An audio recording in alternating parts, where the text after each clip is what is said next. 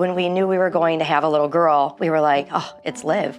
We have pictures of her at the arch, doing her cartwheels in her little sundress, and she's always barefoot, which if you know Liv, she is that kid. Headaches were coming a little bit more often, and they were daily. A kaleidoscope vision, like she's trying to see through stained glass. She just could not memorize. We've got the ocular migraines, we've got the working memory disability. Now we move forward to April. April, she had her first seizure.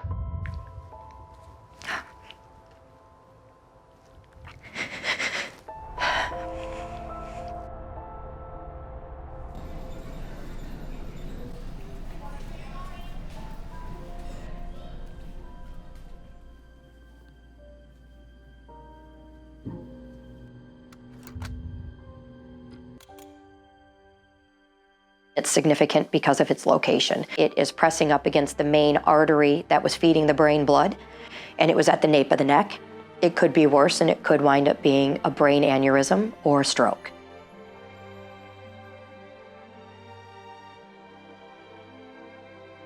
So May 20th, we get the diagnosis of a tumor, and May 30th, we're in surgery. So it was like 10 days of wrapping your head around the emergency of this. I don't even really know what happened in those 10 days because you couldn't really catch your breath, and everybody was kind of walking around in a fog. And everybody was trying to soak her in, just soak her up.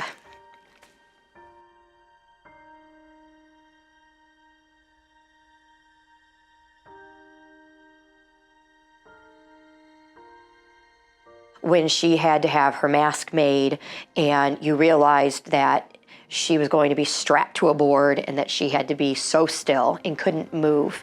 And this little itty bitty busybody who normally is doing cartwheels barefoot has to lay still and listen to Luke Bryan and go on a machine.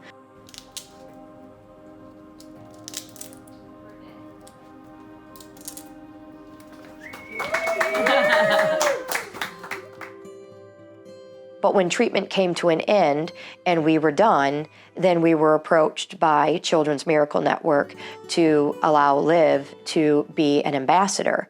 And I remember feeling this overwhelming thought of pride and what an honor that would be. And I still don't even think that she wraps her head around at 9 the importance and the magnitude of what she's been asked to do. Through this entire journey, which is exactly what it's been, is how are we going to give back? There's a reason why this happy, healthy, just sweet and kind and doesn't have a bad bone in her body and is inclusive to everybody and sees the good in everybody. How in the world was she chosen to go through this? I wouldn't have known before going through this process who Child Life was, who Children's Network was. You don't know when you're going through the grocery store and you're leaving Walmart what the balloon meant. Now you see it everywhere, and I'm like, and now it's significant because it has something to do with my life. And I think that more people need to know how it impacts people in such a way that that you can't wrap your head around until you almost walk through the journey. We'll never forget the look on her face when we were on the garden and they had a kaleidoscope. And I knew what it was. And I said, Liv, look through there. And she did. And she looked up at me and she was like, Mom. And I was like, I know. I'm like, that's what you saw, isn't it? And she was like, yes. I said, that's a kaleidoscope.